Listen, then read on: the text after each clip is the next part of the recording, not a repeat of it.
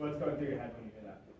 Yeah, I heard it. It was, it's a lot of fun getting that kind of support, but I was just trying to finish up the game. It's just how gratifying is it compared to the last game here? Yeah, definitely a different outcome for sure.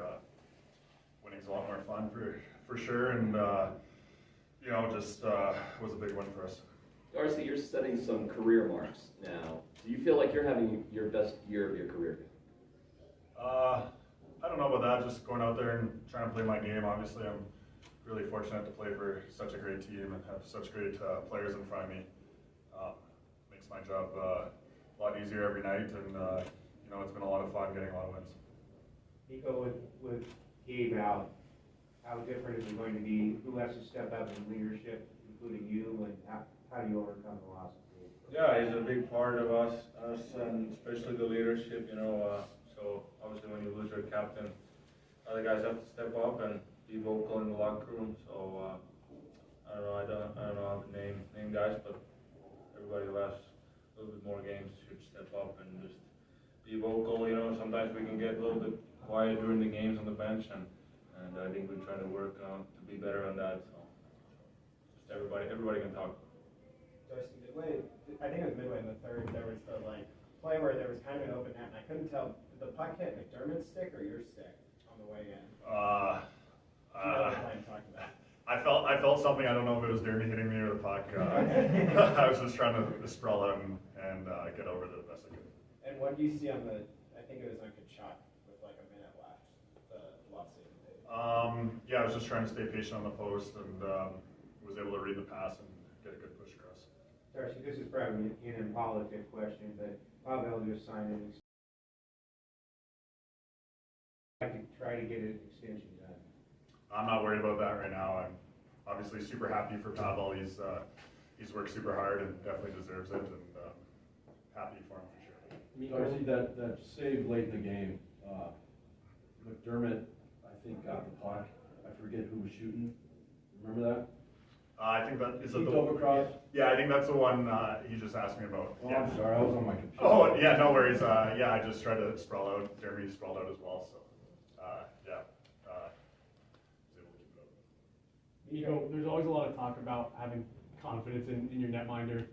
When Darcy settles into the game like that, what does that do for you guys on the bench? You mentioned chatter on the bench. Are you guys talking about that? What does that do for the team? Makes it nicer for me as a winger, so I don't have to block any shots. So I'm thinking about it that way. No, I'm actually out.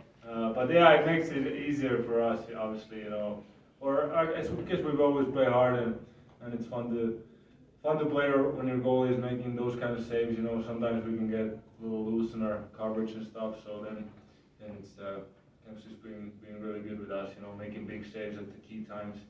So it gives us confidence also. Mikko, McKinnon hasn't had a lot of goals this year up until recently, but he's been putting up a lot of points. But now he's got suddenly 9 goals in 9 games. Just what could you say about his game being on that line of it?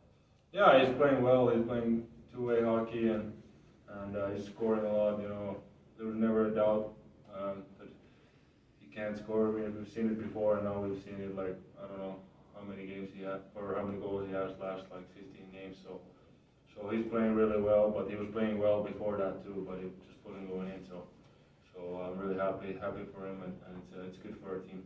Mikko, sorry. How comfortable are you guys on that line playing with Nutrition on the other side? He plays great, he plays two-way hockey also. He goes to the net hard, and he's really predictable for us and easy to read. So that's what you want from your lineman. You kind of know what's he doing with the puck. So that's how the chemistry comes. Mikko, it's not that you guys have played poorly, but it's felt like you've struggled a little bit. So did tonight feel like you kind of needed that one tonight, where you just kind of owned things top to bottom? Yeah, of course we demand a lot as a team. One win out of 5, and so that's one thing. And some games we haven't played our best, not even close to it. So we demand a lot, and especially now down the stretch. 20-some games left before the playoffs, because if you sleep in the playoffs, then it's over quickly. So we gotta get it right. More. Mikko, how comfortable are you guys playing down and forward? Yeah, it's I don't know. It doesn't make that big of a difference. There's just one guy's doubling up, you know. So it is what it is. Sometimes coach wants to play like that, but it's not a big of a difference. This is very random, Mikko, but it seemed like there was a trade before the game. You gave someone a puck and got something over the glass. What did you get over the glass? Gum. Gum. Yeah, the kid had a gum and some red candy, but the red candy didn't look good at all. So I took the gum. Did you have the gum? I threw it to our trainer, and he probably ate it all. Thank you very much. Thank you. Thank you.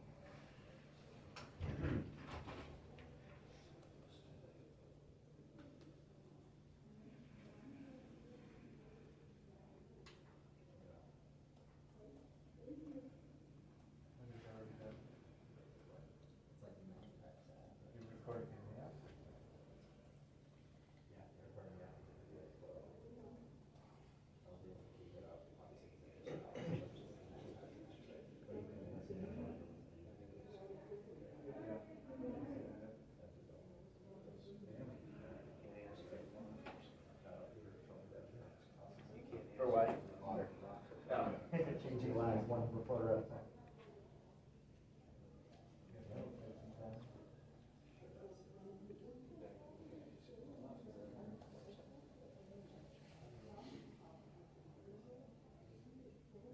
The full deal is a puck with red candy retained.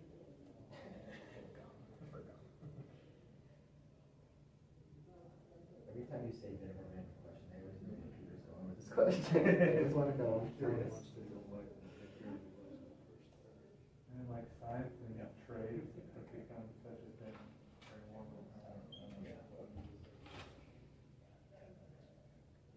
There was also a sign that said like, I'll trade my brother for a puck. And he went and talked to the brother, which I thought was funny. The brother looked so shocked.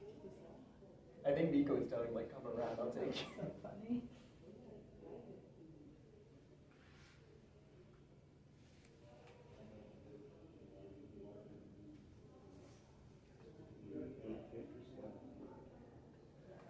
Where's the rest of the crew?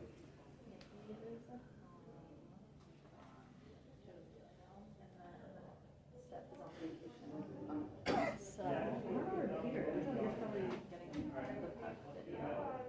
Everyone's kind of gone. We're really bundling right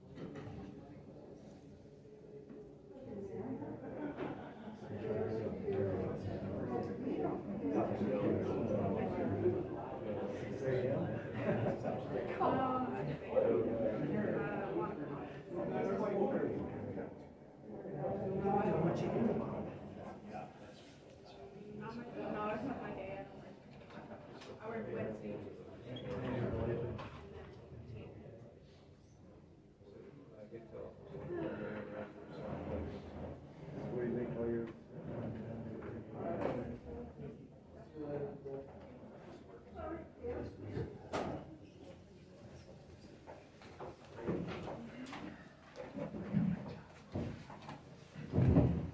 Jared, is that the best game you've seen Darcy Keumper play this season? If not, what's over?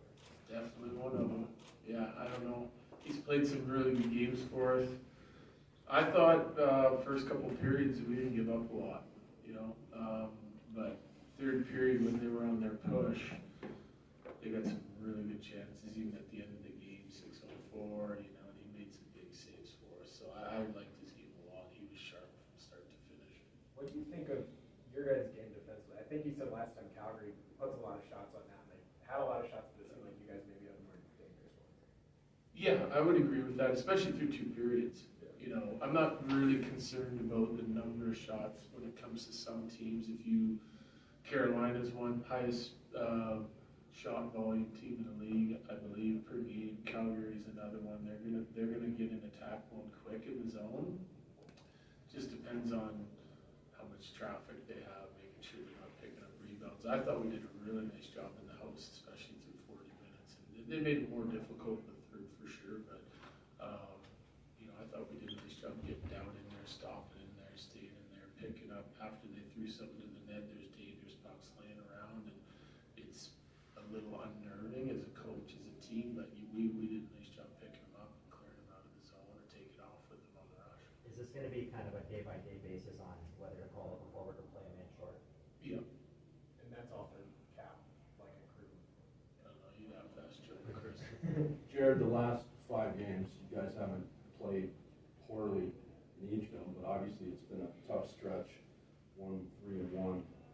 Beating a team like the Flames here tonight, what does that do for your confidence to know that that 5-game stretch is not a big deal? Well, I think it was an important game for us. Because you look at it, right, like we played, like just go to the Islanders, or we lost, was it Flames at home? That was a hard-fought hockey game. That was a playoff-style hockey game. I liked the way we played, but we didn't win. There were some things that we needed to improve on. We talked about the easy goals we gave them, I thought, in coverage. We made adjustments tonight as a team. Guys were better at defending it, and so that's a positive sign.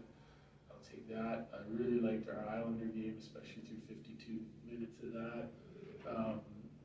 Laid an egg in New Jersey, right? And then we play a playoff-style game again against Carolina, and got better as the game went on for me, and got more competitive and more intense and more physical. And so that game I actually really liked. Again, they shoot volume and they get one that hits our guy and goes in. It's a difference maker. And then tonight we find a way to win. So Calgary, Carolina, it's good to take the positives out of it, but you got to find a way to win some of those games, you know, and that's what we talked about this morning. It's not just moral victories of playing well and coming up a little bit short, because those are the teams we're facing in the playoffs, you know, and we could face them early, and we could face them in the second round, we could face them in the third if we're lucky enough to keep advancing. So you got to find a way to win us 4-7. Tonight was a good example of us. It was one that we should win. I mean, they played last night. They come in late. You add an hour when you're clearing customs. You lose an hour again because of the time change. They've played a lot of hockey, as have we, in traveling. So it wears you out. It looked to me like we just had a little bit more jump tonight. We played well, so you got to give our guys credit for making the adjustments that they made and finding a way to get the job done and to win 3-0. It was a good, it's 2 games in a row where we've gone, 60 minutes tonight and 0 goals against, and whatever it was, 54 the night before with the 0 goals against. So I like the commitment that we have to defend. You've been open and talking about experimenting down the stretch. Now with Gerard and Stuck out, was that kind of what you were talking about, seeing what you have, what you can do, how you can adjust? No, it wasn't. Like, it's simple for me. I've already kind of explained it a couple times. Like, if I play Landy, Mac, and Mikko together and I like it, that's great. But if I'm playing them together, they have to outright win that matchup every night for us to have success. And Landy in a offensive role and a checking role with Naz and Val is a really good shutdown line. That frees up. It doesn't have to just all line McKinnon. Like if I'm playing a team on the road and they've put a checking line against McKinnon and they're able to shut that line down, and then that's with Landy and Mikko, then what's next? You know, how are we winning the game? If that line's shut down and then they're playing their top line against the Calgary line, if we lose that matchup, the game's pretty much over. You know, so we have to be able to move our lines around. And the other part of it I've already explained too is we play 7 and 8 a lot with 29. Well, if they're playing a checking line against 29, I can't play 7 and 8 against them. I have to play 7 and 8 against the other team's top line. So it has nothing to do, I've read some things online when Landeskog was hurting, it has nothing to do with that. It's about being prepared for the playoffs and what other teams are going to try and throw at us and still finding a way to have success. We learned that last year against Vegas, and we made the adjustment in 5 and 6 with Saad and moved Landeskog down, and our top two lines were way better and more productive, and we didn't find a way to win, but it was, in my opinion, it was the right move. You know, Saad provided something for Mac and Mikko, and they were still productive or got dangerous, and Landy provided something for Kadri and Val, and they were a good shutdown line and still got dangerous. So that's kind of where I took that from. Coach, do you know everything you need to know before the trade deadline to make whatever decisions you need, or are you still learning things in these few games? We'll continue to learn, but I think we have a really good idea on wants and needs, and we like our team as it sits as well too. So I mean, you'd always like to try and add something that can help you, but it's not always possible. What was your opinion tonight of the bottom 5 forwards? I thought they were great.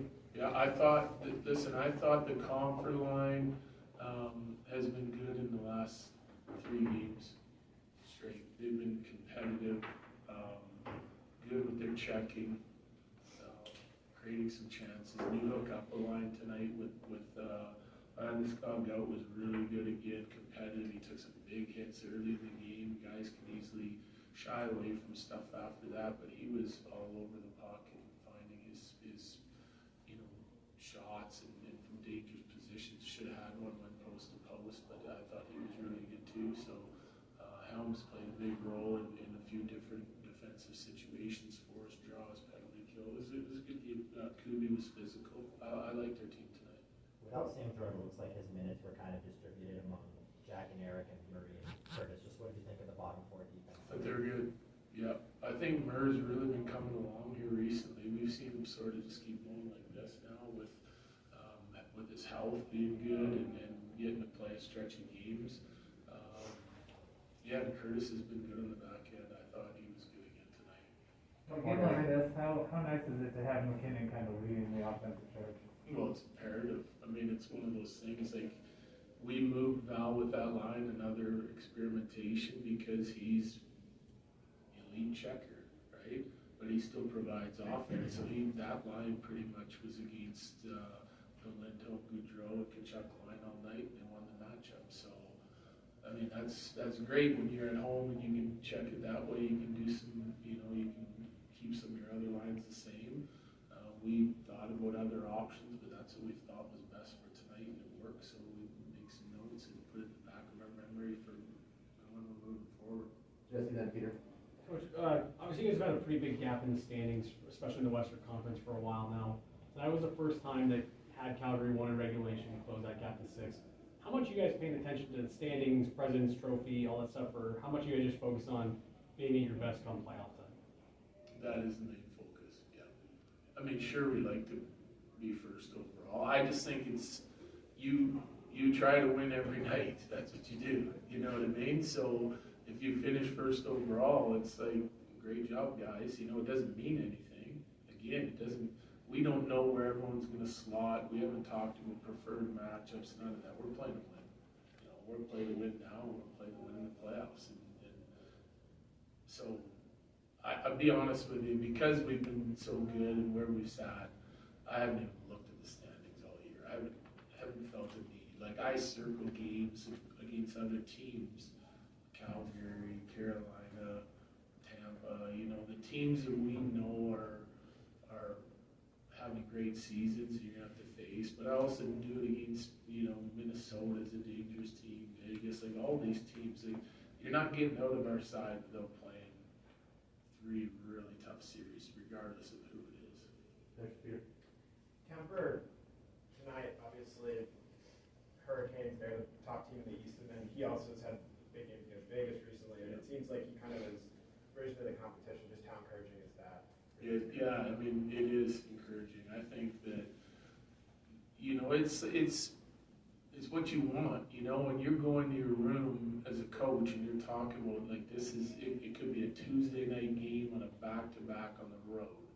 It doesn't matter. It's about testing your team and trying to get them to, like, dig in and overcome challenges when it's not easy, and everyone's checking you tight and it's a playoff-style game. You have to find a way to excel, and you want to see your guys do that. And it's disappointing when they don't. It's frustrating. You start digging in as a coach and trying to figure out ways that you can help your team win. But at the end of the day, it's like there's no magic play or something that you can do that's going to guarantee a victory. You have to go consistently out and work and out compete, execute at a higher pace than your opposition, and then you have to score on your chances. There's one thing about tonight's game. I loved our second period. I thought we had some dangerous scoring chances from the slot. We were finding our F3 in there, and we missed the net on 5 out of 7 of them, you know. And we had after 2 periods, we had 14 missed nets, and 8 of them came from prime scoring positions. So it's kind of looking like one of those games where, like, are we going to be able to get this thing done? We're going to have to hit the net, force them to make some saves, and we didn't do a good enough job of that in portions of tonight's game. But in the playoffs, every one of those shots matters. Thank you, Jared. Thanks, Jared. Thanks, Coach. Coach.